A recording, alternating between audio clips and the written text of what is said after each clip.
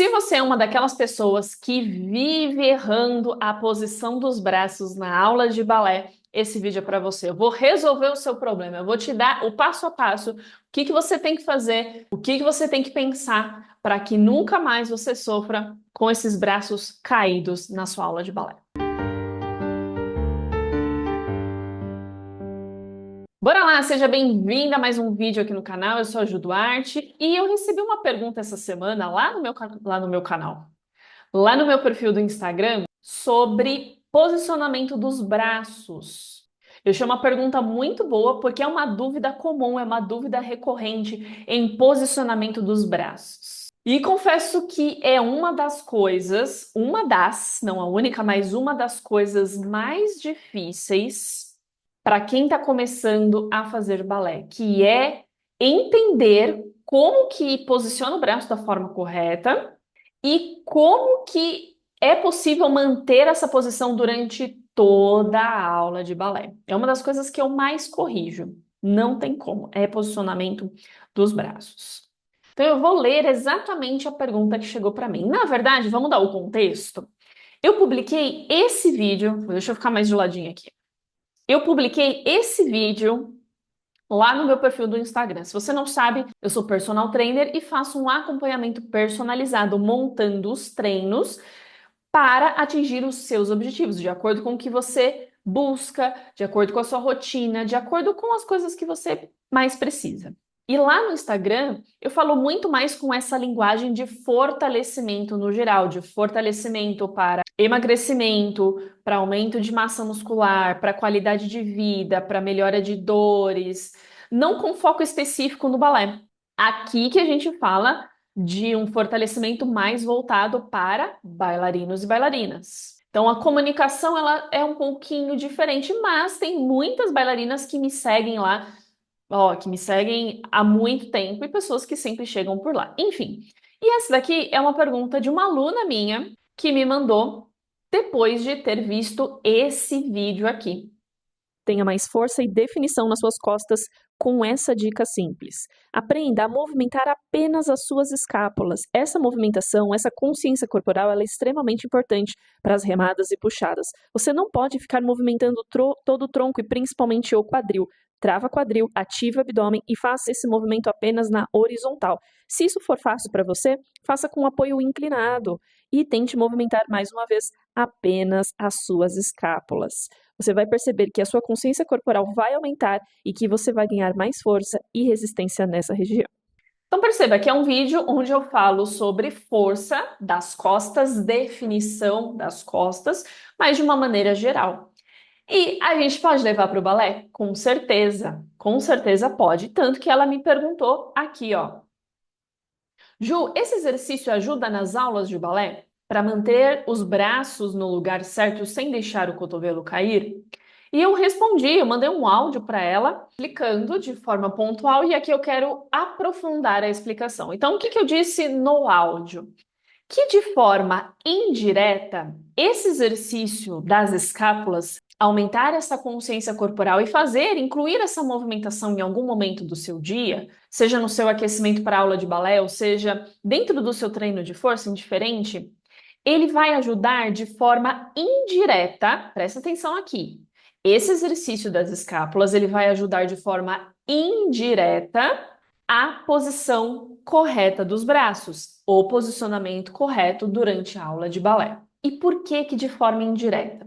Muitas vezes a gente associa que eu preciso ter flexibilidade, eu preciso ter alongamento, eu preciso movimentar de alguma forma alguma parte do meu corpo para conseguir executar um movimento, uma posição, alguma coisa que esteja dentro da técnica do balé.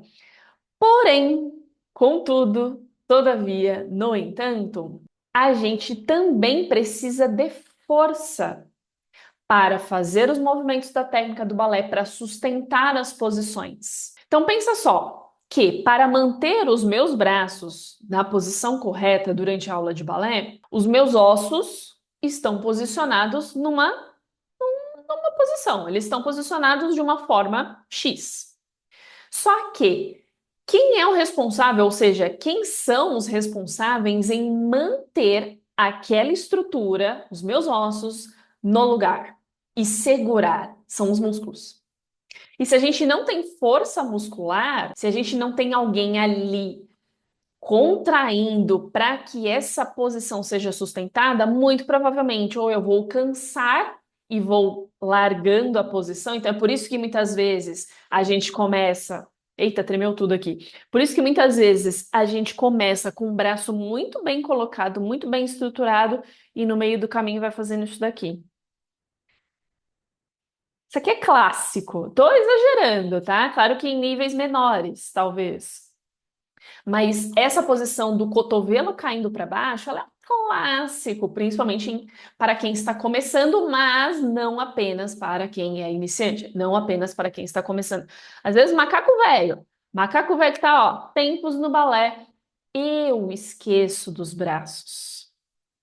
Faço balé há muitos anos, também sou professora e mesmo assim, se eu não estou prestando atenção ou se eu estou fazendo uma sequência muito difícil, se eu bobear, meu cotovelo também vai cair. Entende? Então é um ponto que todo mundo precisa pensar, que todo mundo precisa trabalhar. E quem vai ajudar?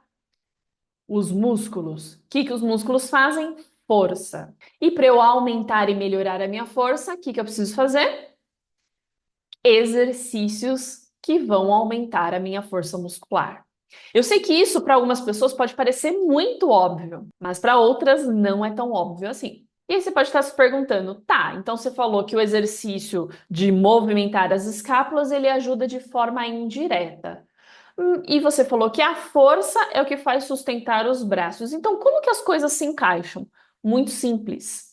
Se eu tenho mais mobilidade, se eu consigo fazer movimentos maiores, por exemplo, com as escápulas se movimentando, quando eu fizer exercícios de força para essa região superior, seja em casa ou seja na academia, o movimento maior, o exercício feito em maiores amplitudes, ele vai recrutar mais fibras musculares.